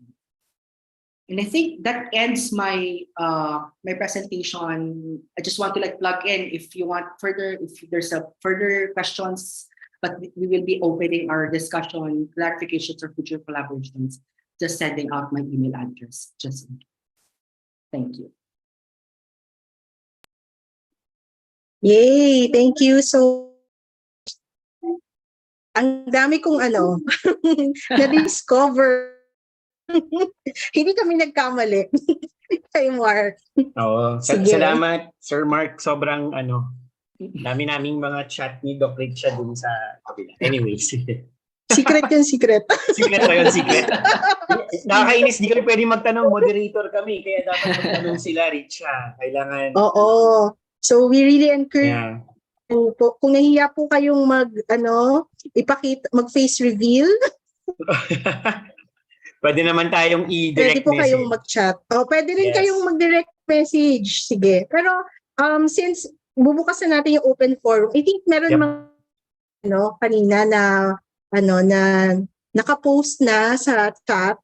So, pwede natin sigurong pagsimulan yun yan. Sige, Mark, inom ka muna. Oo. Pwede natin pagsimulan ng discussion. Sige. Okay ka na ba, Sir Mark? Pwede na? Yes, pwede na. Okay. Maraming salamat po. Ayan, sige, Doc Richa, go ahead. Ayan, I think madami dun sa kanina sa atin ni Mark, yung mga nakaka-relate tayo, no? Mhm. Yung from the experiences sa Dengvaxia, experiences pagdating din sa COVID vaccines. So very, very relatable. Meron ditong meron mga comment, ayan, habang ang mga ay parang batang nagbabangayan ng Ay, huwag mo Dengvaxia. na Iwan basahin yung yan. mga Ako yan. frontline. Oo. Oh, kasi ayan, kasi ayun. Meron isang magandang comment si Ma'am Portia from Oo. UP College of Medicine. So, you introduced to us the concept of salubong, no? So parang sabi niya even more expressive concept of COMED, salubong versus bibingka approach, kasi meron tayo yung bibingka approach Oo. din, parang pareho ka top down tapos bottom up. So siguro how ka nag-arise yung concept ng salubong? Bakit yun yung napili ninyo na maging framing or concept or framework para dito sa project? Yeah, that's Yeah. a very super nice question, because I think it really draws down to the culture. Filipino culture is really, really sentimental. So kailangan and especially vaccine hesitancy, since we're really focusing on vaccine hesitancy, which kapag nilagyan natin ng very scientific, because there's a huge mistrust ongoing. So yung tao, ayaw na nila makinig. So pag maglalagay ka ng highly scientific, sasabihin ng mga tao, ayan na naman, they're trying to win us back, okay, via these schemes. So what we wanted to, when I was because this project was really developed when I was in Heidelberg. Kasi during that time, that's 2018, 2019, nasa peak pa lang ng Dengvaxia. No, and my professors were really, really parang citing our case in the Philippines, na this is really huge. Look at what's happening in the Philippines. And oftentimes, I'm part of RITM, I'm part of DOH, and you will feel na parang, oh my God, I'm being put into a situation wherein parang to defend your position, to defend yourself. So looking into that, I pitched in a sort of anthropological and ethnographic mixture of an idea that you wanted to focus not just on the scientific evidence, but trying to re-welcome the vaccines in a way of reshaping meanings. And again, ang pinaka-foundation talaga ng ang passion work ko talaga with all my research interests is really on the bottoms-up approach, while also understanding the contextual features. So when we develop, I think when we develop interventions, it should be deeply rooted, kasi very yung mga interventions, if you will see, there's a huge discussion about decolonization in global health, decolonization in health approaches. Majority of our health approaches are really American-centric or Eurocentric in nature. And hindi naman tayo parang, we were also experts on our own field, experts on our country. So that we wanted to integrate a different flavor, a different approach that is really deeply rooted into our culture. And that really, what happens with the salita. Nakakatuwa yun, no? Kailangan talaga may deep appreciation tayo for, di ba? Ano ba talaga yung sa atin? Kasi Yeah. doon talaga nakaka-relate yung mga tao, especially yung mga nakakasama natin, katrabaho natin sa communities. Yeah. Sige, thank you. Lopaw, Thank you, ikaw Sir Mark. naman. I-follow up ko na rin, Sir Mark, na yung sa akin, yung ano ko talaga, yung interest na narinig ko yung salubong kanina, yung magkahanay. Di ba? Parang ganun siya. Yung sa karanasan din kasi natin, how do you handle the power and authority dynamics that come into play pag ganun? Kasi sabi mo kanina, anthropological, no, yung naging approach. And definitely in our culture, yung power and authority dynamics, very hierarchical tayo. So ko lang malaman, ako personally, no, how did you address that or yun? So go ahead. Yes, that's very, we had difficulties and we had a huge challenge, particularly because during the intervention development, intervention, meron na kami intervention, pero paano mo ibibigay yung intervention? Ang challenge is, kanino mo siya ibibigay? Kasi with the power dynamics, parang kung ang target mo would be mothers, makikita doon ang sabi ng data is that, hindi nga nakakapag-desisyon ng maigi yung nanay. Bakit mo sa nanay ida-direct yung intervention mo? Okay, kasi it's another loophole. Okay, so what we did there is we've collaborated with different, kaya nga really very thankful with the Cavite provinces. Cavite province, the healthcare providers there, at the same time different partners. No, we've tried to mimic, or we've tried to get the best practices, and also we've collaborated with different researchers who've had experiences with power and how to handle power and power dynamics. So yun yung pinaka-important. So the question talks about how. So what we did was to really reposition, reshape the intervention in a way na naka-front pa rin. Okay, now we try to lobby, we try to incorporate fathers as well as part of the decision making. So yun yung pinaka-importante siguro in understanding and learning our family household dynamics. So kailangan kasama, hindi lang yung tatay, kundi kasama yung buong pamilya doon sa decision making. Which also really siguro maiano natin also echoes yung difficulties with the COVID-19 rollout ng ating vaccines, particularly with siguro yung adolescents and yung ating adolescents vaccination. Kasi kailangan natin isalang-alang din yung perception ng adolescent na bibigyan ng bakuna. Kasi hindi pa pwede na, magbakuna ka, sasabihin ng nanay, si bata, may misinformation na because si bata, si adolescent is really into social media. So those are the things that we've learned along the way. It's so complex, but we try to incorporate all the values, all the perceptions, all the experiences that we've gained through the rollout, not just the intervention development, but also the rollout of the intervention. Sige. So, Yeah, thank you, salamat. Mark. Since binuksan mo yung kailangan involved ng family at ng members nito, kahit yung mga kids, no? May isang question about fathers. So, sabi ko na, I would really appreciate on some tips on how fathers in community level health teachings. So, challenging talaga yun. Kami talaga ang pumupunta sa mga nanay.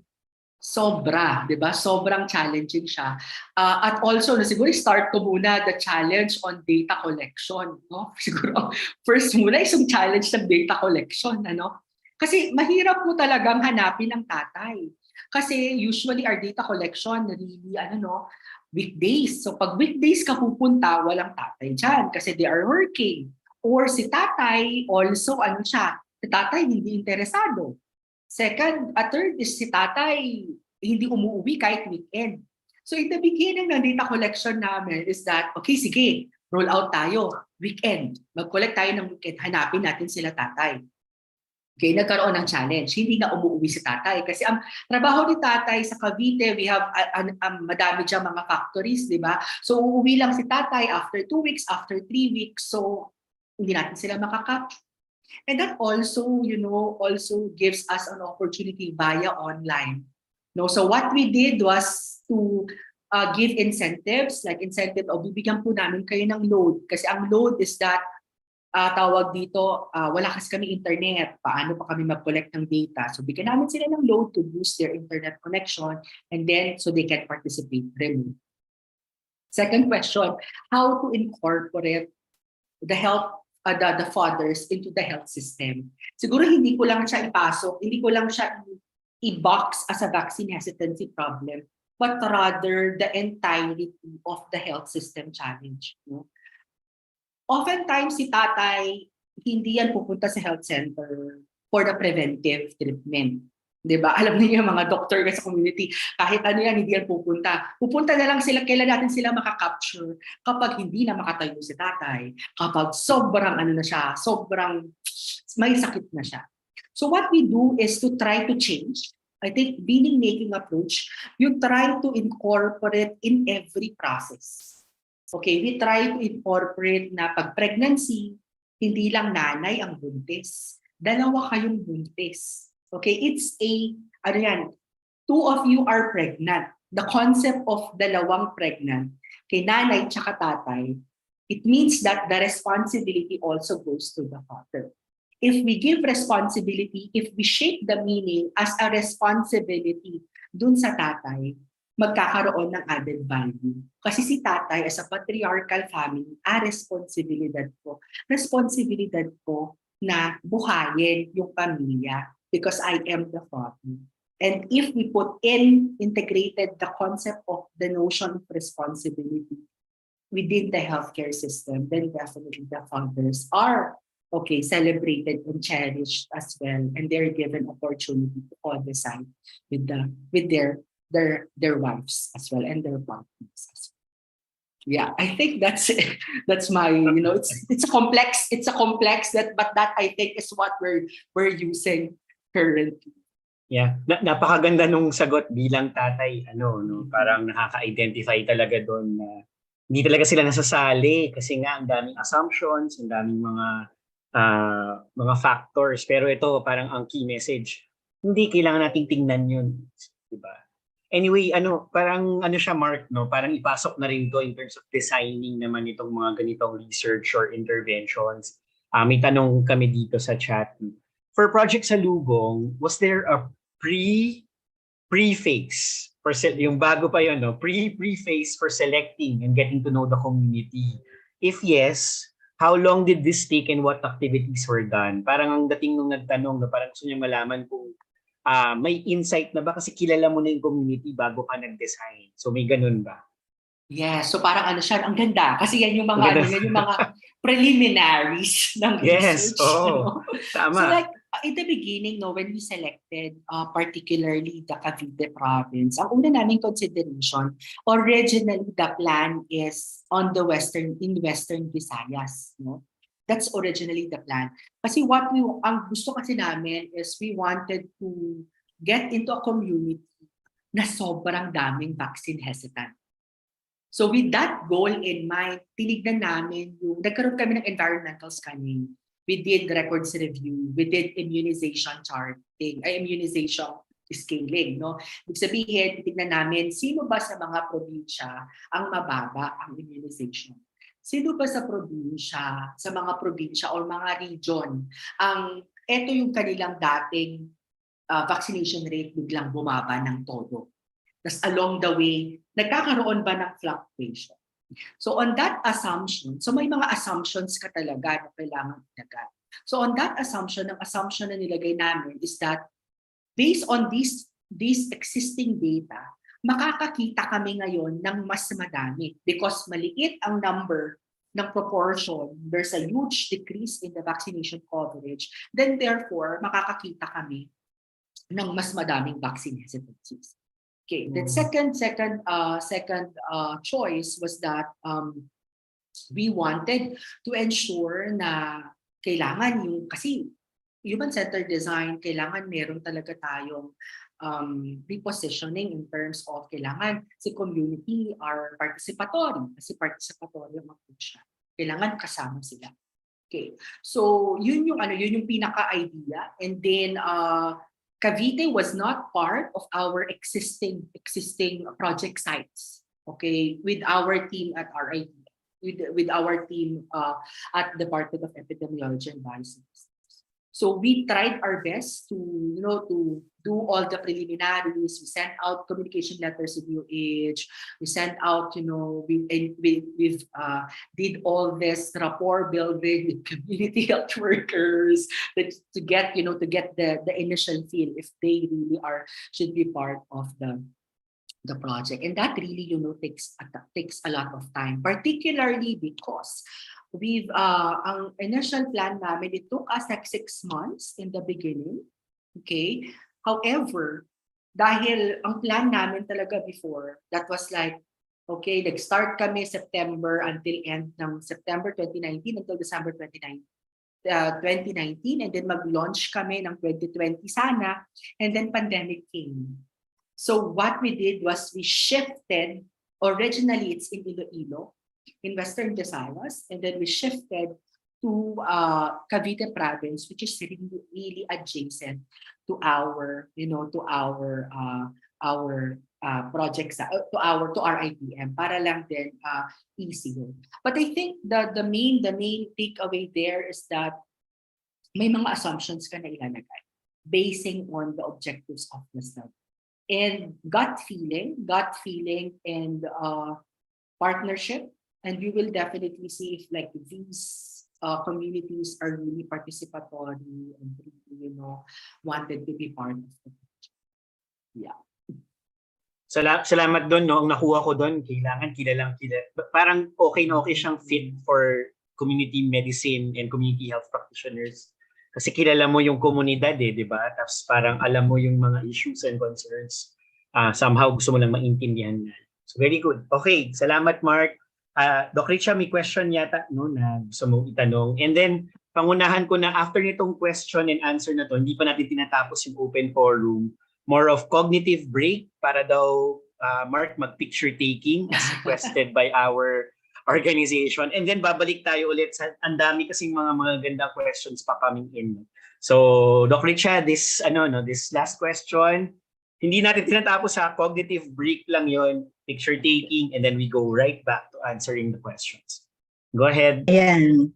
So ito very important sa amin, and well, it's part at ngayon ay na for any research implementation, di ba? So my question, Doc Cherry ang nagtanong nito. How is your experience in securing ethics approval for researches involving human-centered design? Goes for community interventions that we later want to write about. Wow, that's super. Yeah, I really love the questions because like it's so, it's so very humanistic, and yung mga struggles natin as researchers. It's very, one of the, I think, that's also one of the forthcoming paper that we are releasing. Kasi ang challenge talaga is how to secure IRB approval. Because number one, kapag human-centered design, ang pinaka-challenge talaga is that hindi pa solid yung intervention. So possible is that hindi maintindihan ng sabi ng IRB. So anong intervention mo, Mark? Yun yung na-receive ko before. Kasi parang a priori ka talaga eh. So parang you wanted to develop an intervention based on the empathy. So the key there is that we have to communicate very well with the IRB. You have to explain that, okay, sir, ma'am, we are using human-centered design. So our intervention is really not solid at the moment, but we have a priori intervention. So these are the possible interventions that could come up or come out as part of the narratives. But we have to stress out that the process is really iterative and emerging in nature. So ibig sabihin, possible po na itong buong prior intervention namin would be scrapped out at the later stage kasi hindi ito yung nag-emerge. Kasi for example, in the salubong, we wanted to develop, parang ano yan siya, pamphlet or perhaps like a storybook, or perhaps a digital solution, or perhaps a song or something like that, a jingle, participatory something, because these are what the other interventions or other effective interventions in other literature. However, during the iteration, sabihin nila, ayaw namin yan. Ayaw namin ng digital solutions. Sabihin ng healthcare workers, ano ba? Yan na naman tayo. Maglalagay na naman tayo ng ganyan. Tapos magba-brown out. Tapos magaganto. So ayaw nila. So we scrap out. So I think upfront, you have to explain to the IRB about this entire procedure, and at the same time, because you'll be developing iterations along the way, and then maglalagay ka ng ibang parte ng, like, for example, you've incorporated local animators as part of your research too. So this would be a red flag to your IRB. So upfront, sasabihan na natin sila. So these are the possible, and then explain the procedures in detail into your protocol. And then if there are questions along the way, then you are very happy to give more details. So I think open communication with the IRB is the key. And they are also researchers, and they will definitely understand. So siguro dapat hindi rin tayo matakot sa IRB, no? Yes. They are very helpful. Kasi partners mo sila. Kasi diba we have that notion na, hala, ayan na naman sila, kalaban natin sila. No. With this project sa Lubong and other projects that I did, they are partners. Yeah. Talagang importante din now natin. Sige, thank you for that. Yun, so picture.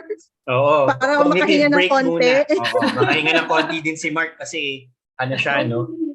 Sige, pwede nating hilingin daw yung lahat na mag-open ng cameras for the picture as requested by our organizers. Yan.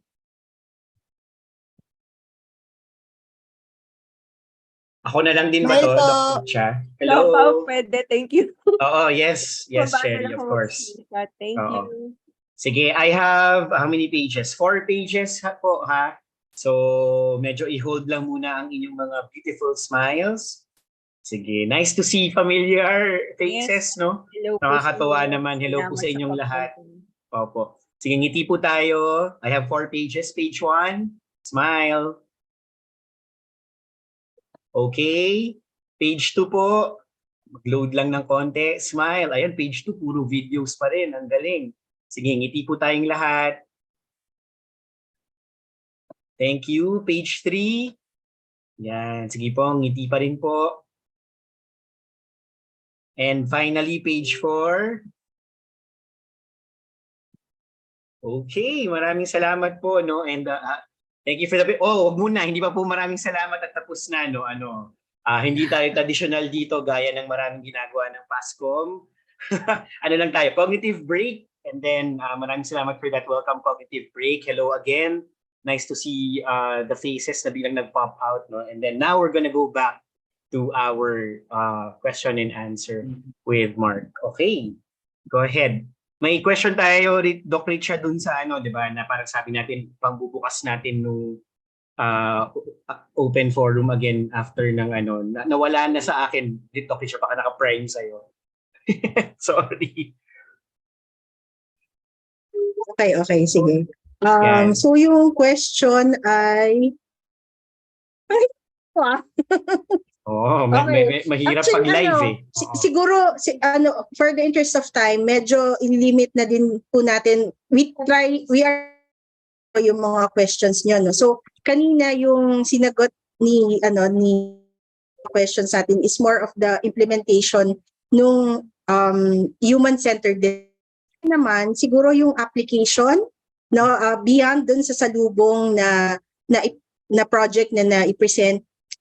So aside nga from the project pa yung mga naging application nito, or ano pa ba yung moving forward in terms of meron bang intention yung project team to also measure or know the sustainability of the intervention done? So 2 questions yon, Mark. Sorry. Yes, that's Sige. super. Yeah, so with the project sa Lubong, this really, really parang parang nanganak yung project. So currently, because like the intention of the project sa Lubong really focuses on childhood immunization program, mga vaccinations lang talaga siya. However, with the COVID-19, and yun yung usually lumalabas. We are currently doing a project that focuses not just on the caregivers, kasi majority lumalabas is that meron ding challenge on other community people, particularly pregnant women, or particularly focusing on the COVID-19. So we also developed this project. Silupong was funded by Bill and Melinda Gates Foundation, and we have another project. It's called Project Impact. So it's more on the impact, no. And we are also expanded it with the COVID-19 vaccination. So we've looked into the parents of adolescents themselves on COVID-19. We've also looked into indigenous communities. We've also looked into different healthcare providers as well, not just in Cavite, but at least four areas in the country. And I think with the impact currently, with the intervention currently, we are just, because it's still an embargo. Our intervention is still an embargo because it needs to be published in a so-called, once the main findings are released, our interventions are now very open. That's the reason why we're also opening our doors for further collaborations, for community implementations as well. And majority of you are working in the communities, and we would want to partner in rolling out these interventions as well. Currently, we are looking into the expansion. We are applying for a national rollout of the project. But I think currently, with the project impact, and also we've also umanak na rin siya into looking into trust itself. Kasi yung trust din is one major element. So meron kami ngayong project as well, also looking into trust, not just in vaccines, but trust into the entire healthcare system. So yeah, so I think sustainability wise, we are also partnering with the healthcare providers. Because as part of the project, we tagged them as vaccine champions. So we have identified vaccine champions. So we would want them to roll out that intervention in future manner. But the challenge now is that we're just awaiting for the main findings to be released, and then we are open for the rollout of the intervention. Yeah. Salamat ulit doon, Mark. Ayan, dumadami pa rin yung questions, Doc Richard. Gusto pa natin itanong talaga sa... Pero hindi, sige, minamalis natin yung oras hanggang 3:30 naman. So kaya natin to. May humahabol pa pero maganda yung mga tanong, ha? So sige, ano lang muna. Ito, baka quick lang to. Sana quick. Pero kung hindi, Mark, okay lang. Ha? May tanong dito from Dr. Hoves. So, can you give like guidelines siguro, or at least some guidance? Kailan ba pwedeng ito yung gamitin na design? Ano yung mga tipo ng mga problema siguro or issues na gusto mong aralin na itong design na ganito yung mas appropriate na gamitin kaysa yung mga quantitative na sanay tayong lahat? Sige, go ahead. Siguro for me, based on my experiences, or based on the things that how I develop my project, siguro sa akin it really pinaka root talaga is to identify if the certain phenomenon, the certain health condition is really nakakaroon ng dehumanization. For example, I'm currently applied a project on HIV. So may mga stigmatized communities, merong communities that are unheard that are have this and also the sensitive topics as well. But I think implementation research and human-centered design does not only focus on sensitive information. There's actually no golden rule in terms, or there's no golden rule in terms of ano ba dapat kung gagamitin natin design. Pero titignan natin, we go back kasi ang majority available data natin sa Philippines is really more on quantitative. So tignan natin, pag-aralan natin yung data natin. Pag-aralan natin, we try to humanize the statistics. Okay, try to understand kung itong data na to, naglabas si demographic health data, meron na tayong data na yan. That's another way for us to understand. Also, ano yung siguro balikan natin yung mga problems na na-experience natin at time. And then try to understand. Ito ba, kailangan ba natin ng quantitative approach? Kasi pwede naman kasing dalawang side of the coin. Hindi naman kasi pwede na yung human-centered design is really backs towards highly exploratory qualitative. Possible kasi na quantitative ang uunahin. Pero iisipin natin na with my phenomenon of interest, which is vaccine hesitancy, makikita natin merong data. The data shows decrease of vaccination coverage. That itself is a quantitative. So titignan natin ano yung kulang, ano yung hindi nagtatagpi dun sa kwento. And that I think is one of the steps, one of the way to look into the design, or which is appropriate or which is not. Thank you, Don Mark. Yeah, go ahead, Doc Richa. Meron pa ba tayo? Dalawa na lang na tanong. Sige, last two questions. Dalawa na lang tanong, yes. Dalawa na lang, Mark. Dalawa na lang. Maganda tong question ni Pauline. Pauline is from Batangas State University. Yan. So sabi niya ganun, community areas na malaki ang need for health interventions, and usually napipili sila for extension and research, but we know that these communities can experience community fatigue. No? So how do we avoid community fatigue in these cases?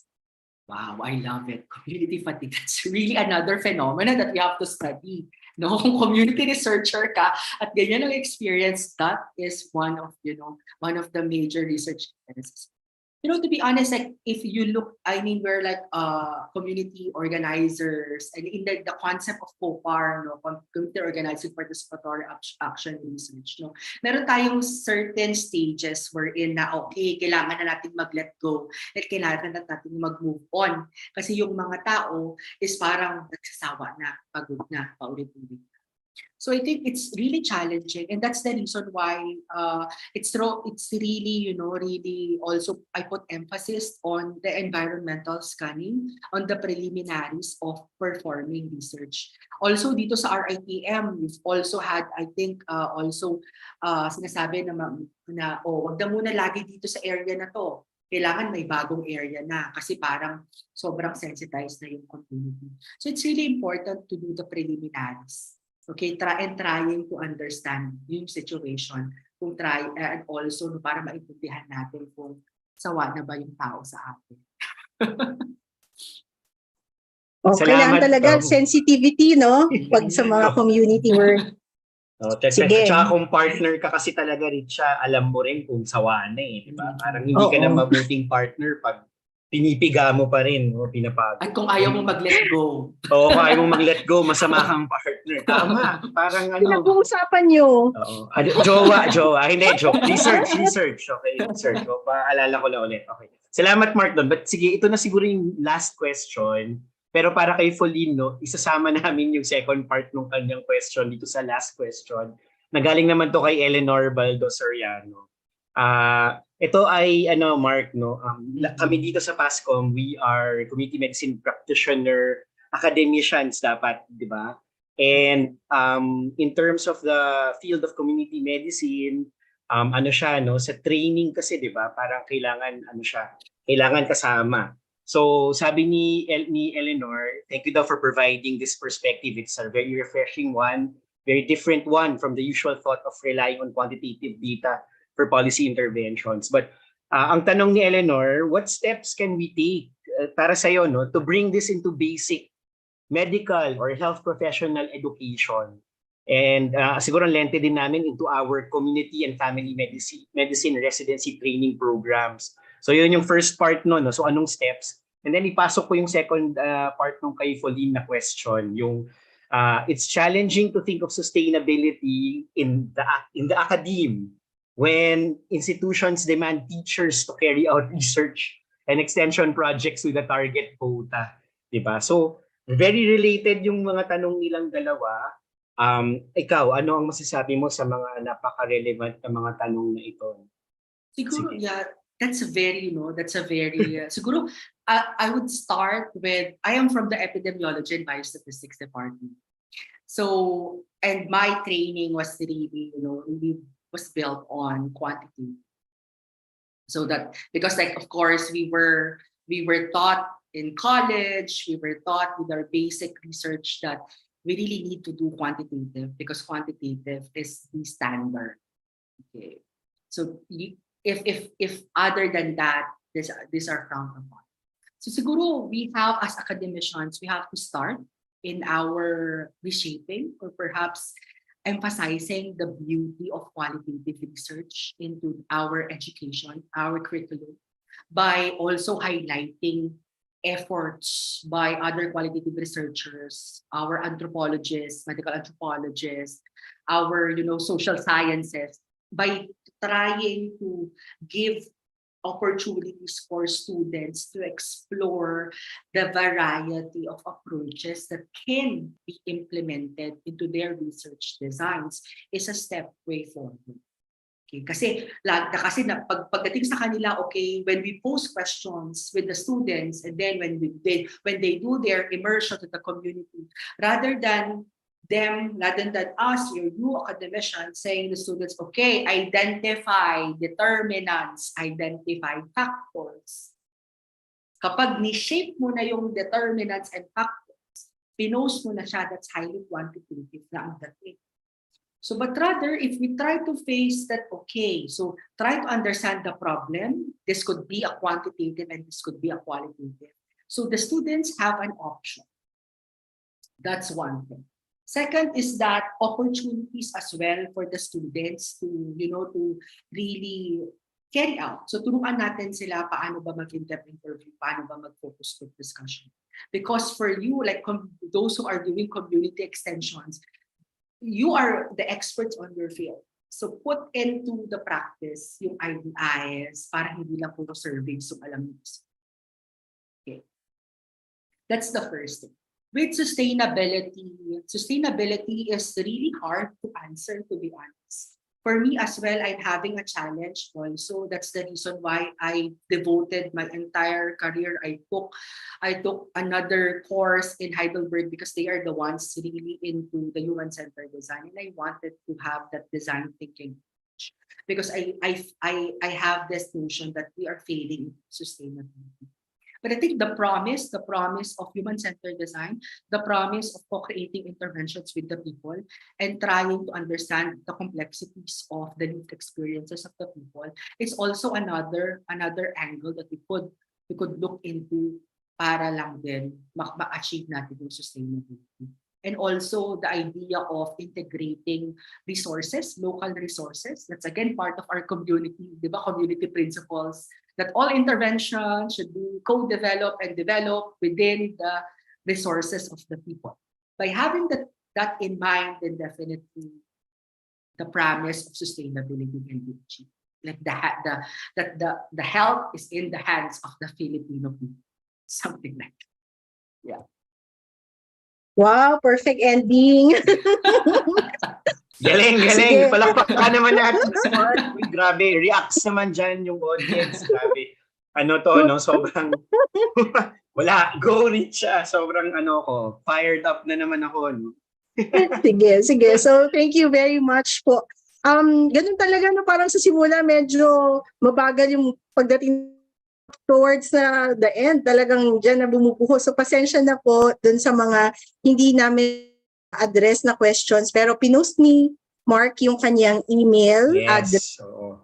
So, I hope, Mark, pag may mga mag-ask sa iyo, no? So, okay lang naman na, yeah, Yes. maraming nagte-thank you dun sa ating speaker ngayon. Okay, so, move on. Definitely very appreciative ang lahat ng nandito sa webinar na ito para dun sa mga naibahagi mo sa amin. So, maliit na bagay ang Certificate of Appreciation na naihanda Tama. ng Oo nga. Pascom. Pero share natin, Doc Richa, yan. So, basahin ko lang. So, the Philippine Academic Society of Social and Community Medicine, Pascom, awards the Certificate of Appreciation to Dr. Mark Donald C. Reñosa for their valuable contribution as speaker on the talk on human-centered design in medicine research during the online learning activity held today, May 27, 1:30 via Zoom. So signed, our President Maria Rosario, Bernardo Lazaro, and yours truly, the Vice President and Head. Thank you so much, Mark. Palakpakan Thank you po so natin much. si It's Mark. always an Salamat, honor. Mark. Sana po may mga natutunan kayo and Ay, looking napakarami, forward to Mark. all your questions, and we're very open for future collaborations. Thank you so much. Thank you. Thank you. Yan, thank you. Thank you, Dr. Salamat, Cha. Mark. Yun, salamat. Sobrang salamat, no. And So bago sana natin... may susunod. Sana may susunod talaga. Mukhang magiging suki na si Mark sa amin. Anyway, thank you, Mark, ha? And bago siguro mapunta sa next part, Dr. Richa, salamat din po sa mainit na talakayan sa chat, lalo na po sa ating mga members na nag-share din ng kanilang mga saloobin at mga alam, no? Ma'am Portia, shout out kay Ma'am Portia dun sa mga articles na shinare. In-encourage namin kayo na tingnan nyo rin po yung talakayan sa chat para po magkaroon din po tayo ng mas malalim pang pagkatuto. And Doc Richa, ano na bang sunod dito, no? Announcements na? Tama ba? Ilang announcements lang? So Moving meron lang forward. tayong, just to close our event today, so we will have our announcements, closing remarks pa rin. So please watch out na lang po for our upcoming activities. So this is actually a series, no, part of a series. So first, itong kay Dr. Mark, who talked about human-centered design. Pero we will be moving on. This coming, we will be talking about naman yung analysis of qualitative data. So we build on this very important aspect of our work in community medicine. And then on July 2023, it will be on community participatory action research. So kulang pala yung A. And then, ang October 2023 Pascom Annual Conference. So for this annual conference, it will be a hybrid conference. So we are planning to have the first 4 sessions as webinars. And then the full activity, yung last session, will be face-to-face. So hindi pa po namin sigurado, planchado lahat ng mga detalye na yan. Pero we are equally excited kasi for 3 years now, no, puro tayo webinar. So finally, ngayong taon na to, we can have this annual conference face-to-face. Okay, so yun lang po ang ating mga announcements. And we would like to thank everyone for joining us. So napuno natin ang ating Zoom. Yay! Nasa YouTube live din tayo.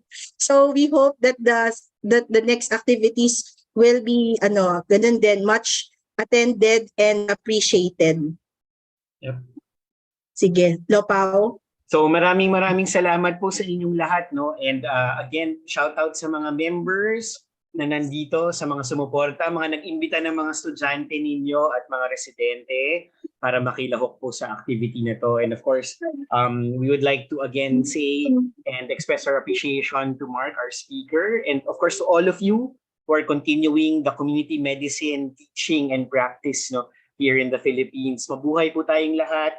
Keep safe po sa darating na bagyo. I hope you guys are okay and your loved ones are secure, and padayon sa ating lahat in our collective work. God bless po, and good afternoon to everyone. Happy weekend. Thank you. Thank you, everyone. Happy weekend. Happy weekend Thank you. Po.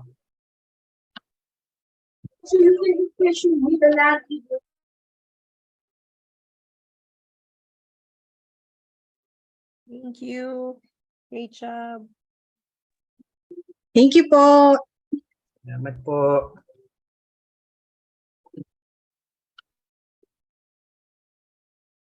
Congrats, Rika and Lova. Thank you. Thank you. Yay! Thank Nakaano you. na tayo. Naka-live pa rin tayo sa nakaraos.